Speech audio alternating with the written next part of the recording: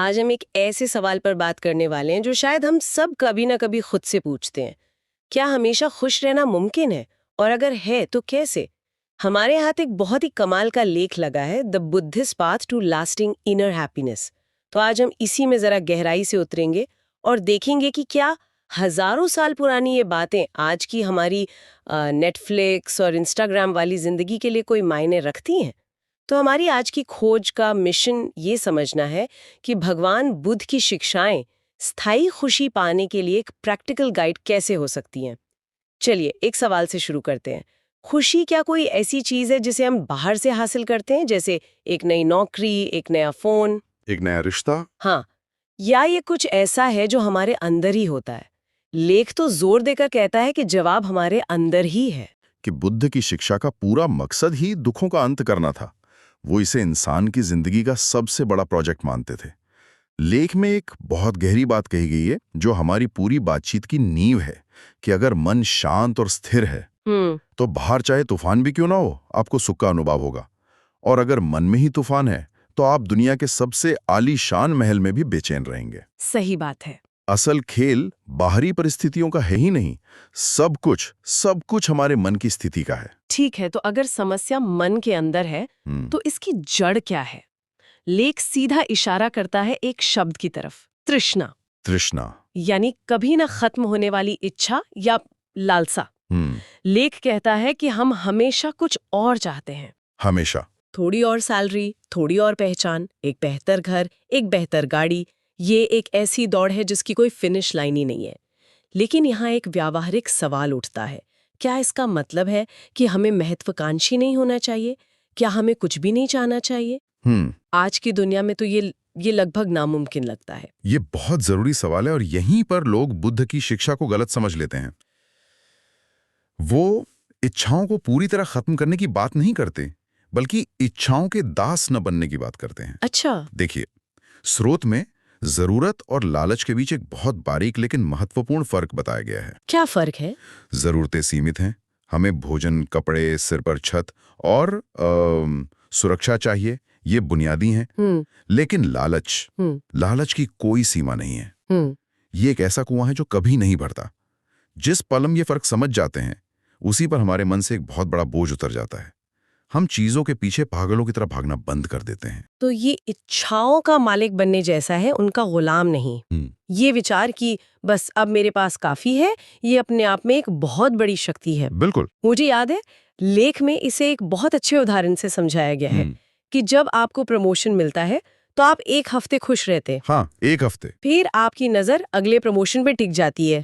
वो खुशी टिकती नहीं। बिल्कुल। इसे साइकोलॉजी में हेडोनिक ट्रेडमिल कहते हैं। आप खुशी पाने के लिए दौड़ते रहते, लेकिन आप रहते वहीं के वहीं हैं। बुद्ध ने ये बात 2500 साल पहले ही समझ ली थी। कमाल है। उनका समाधान था, दौड़ो, लेकिन ये जानते हुए दौड़ो कि फिनिश लाइन बाहर नहीं, तुम्हारे अंदर है। जब आप अपनी इच्छाओं को सिर्फ इच्छा की तरह देखते हैं, अपनी पहचान की तरह नहीं, तो आप उनसे मुक्त हो जाते हैं। ये उस दास्तां से मुक्ति की पहली सीढ़ी है। ये मालिक बनने वाली बात मुझे एक और ख्याल की तरफ ले जाती है। अगर हम अपनी इच्छाओं के मालिक हैं, तो शायद हमें उस पल के भी मालिक बनना होगा जिसमें हम जी रहे हैं। लेख में इस वर्तमान में जीने के बारे में भी काफी कुछ कहा गया है। हम सब ने सुना है, पर इसका असल मतलब क्या है? लेख कहता है कि हम शारीरिक रूप से तो यहाँ होते हैं, पर मानसिक रूप से या तो अतीत में होते हैं या भविष्य में। हम लगातार एक मानसिक टाइम ट्रैवल में जीते हैं। या तो अतीत की किसी गलती पर पछता रहे होते हैं, काश मैंने वैसा ना किया होता। हाँ बिल्कुल। या भविष्य की चिंता कर रहे होते हैं, क्या होगा अगर ऐसा हो गया तो। इस चक्कर में जो चीज हमारे हाथ में है, यानी ये पल, वो निकल जाता है। बुद्ध का एक बहुत सुंदर उदाहरण है जो स्रोत में भी है। अतीत जा चुका है, भविष्य अभी आया नहीं है। तुम्हारे पास जीने के लिए बस एक ही क्षण है, वर्तमान। लेकिन ये करना इतना मुश्किल क्यों है? हम क्यों नहीं रह पाते इस पल में? क्योंकि हमारा दिमाग इसी तरह से विकसित हुआ है। अतीत से सीखना और भविष्य की योजना बनाना हमें जिंदा रहने में मदद करता था। अच्छा। लेकिन आज की दुनिया में ये तंत्र ओवरड्राइव में चला गया है। जब हम अपना पूरा ध्यान, अपनी पूरी चेतना इस पल में ले आते हैं, जैसे आप अभी चाय पी रही हैं, तो सिर्फ चाय पिएं, उसकी गर्माहट, उसका स्वाद, उसकी खुशबू महसूस करें, बजाय ये सोचने के कि इसके बाद क्या करना है। तब आप असल में जीना शुरू करते हैं।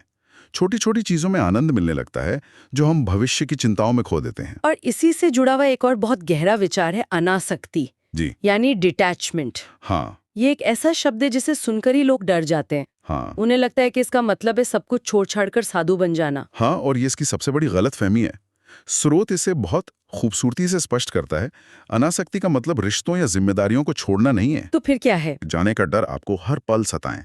इसे बड़ी तस्वीर से जोड़कर देखें तो ये जीवन की सबसे बड़ी सच्चाई को स्वीकार करना है कि सब कुछ अस्थायी है। दिस टू शैल पास। बिल्कुल। तो इसका मतलब ये हुआ कि आप प्यार तो करें, लेकिन उस प्यार को अपनी पहचान का पिंजरा न बनने दें। ये एक बहुत बड़ा मानसिक बदलाव है। पर ये डर को कैसे कम करता है? बहुत अच्छे से कहा आपने। देखिए, हमारा ज्यादातर दुख चीजों को खोने के डर से आता है। नौकरी खोने का डर, किसी अपने को खोने का डर, सेहत खोने का डर। हाँ। अनासक्ति कहती है कि आप हर चीज का पूरा आनंद लें, उसे पूरा सम्मान दें, लेकिन मन में ये समझ रखें कि कोई भी चीज हमेशा के लिए आपकी नहीं है। ये एक नदी की तरह है, आप उसे पकड़कर नहीं रख सकते, बस उसके बहाव को महसूस कर सकते हैं। जब खोने का डर निकल जाता है तो बचती है सिर्फ शांति और एक अजीब सी आजादी। और जहां डर नहीं होता, वही स्थायी खुशी की नींव रखी जाती है। वाह, ये तो मन की बहुत शक्तिशाली अवस्था है। तो अब जब हमने इन गहरी फिलॉसफी को समझ लिया है, तो चलिए उन व्यावहारिक उपकरणों पर बात करते हैं जो स्रोत हमें देता है। सबसे पहले और सबसे जरूरी, ध्यान, मेडिटेशन।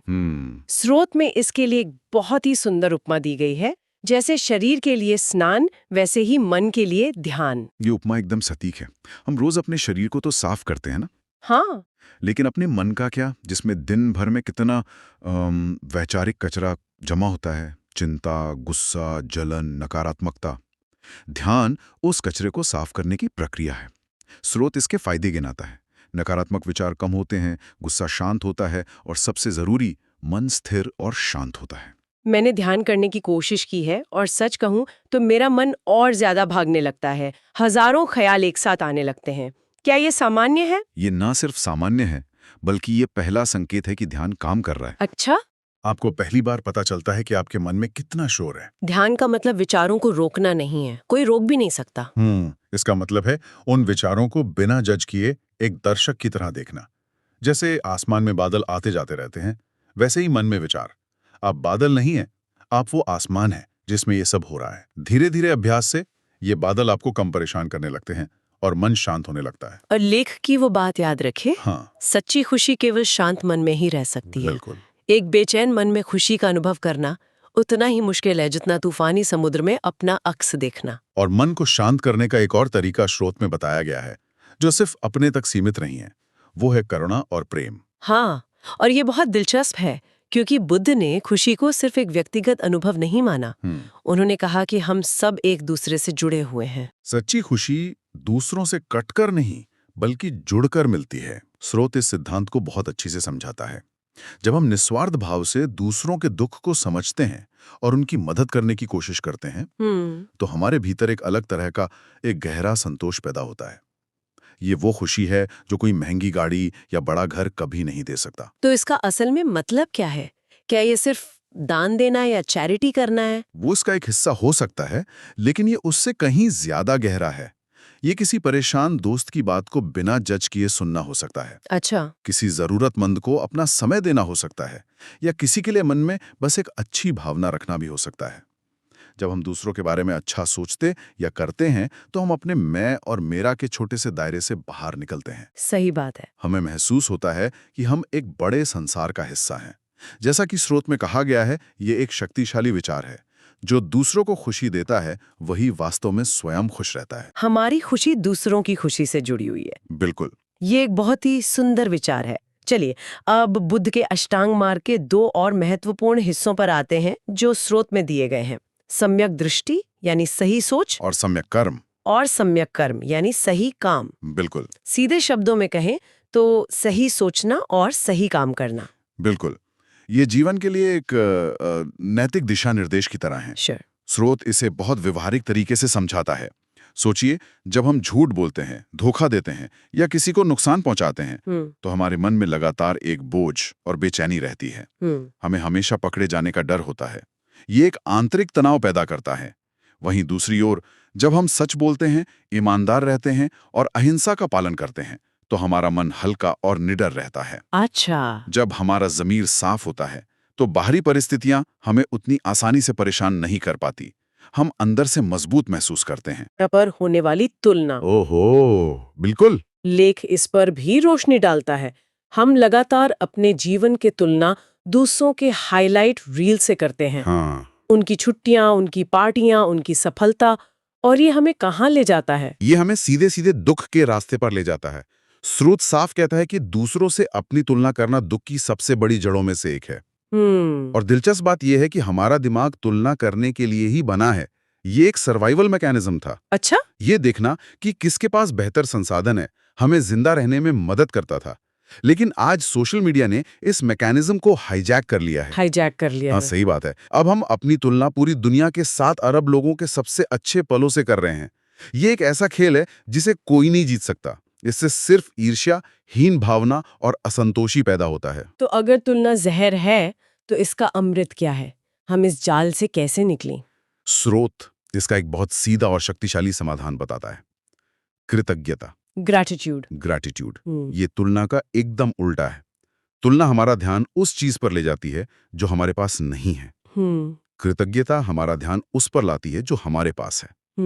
ये सिर्फ एक अच्छी भावना नहीं है, ये एक जानबूझकर किया गया मानसिक अभ्यास है। तो कृतज्ञता सिर्फ थैंक यू बोलना नहीं है, बल्कि ये एक तरह का मानसिक रीफोकस है। ठीक यही।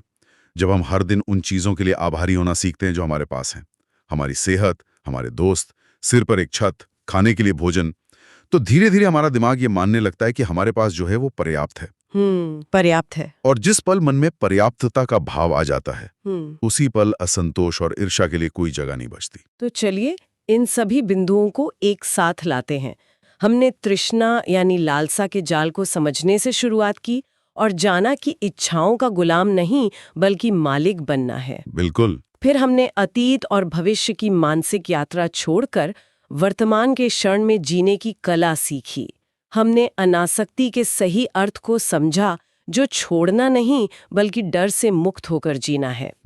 हमने मन को साफ करने के लिए ध्यान और दूसरों से जुड़ने के लिए करुणा जैसे उपकरणों के बारे में बात की। सही। और अंत में हमने सही कर्म के महत्व और तुलना के जहर को कृतज्ञता के अमृत से काटने की बात की।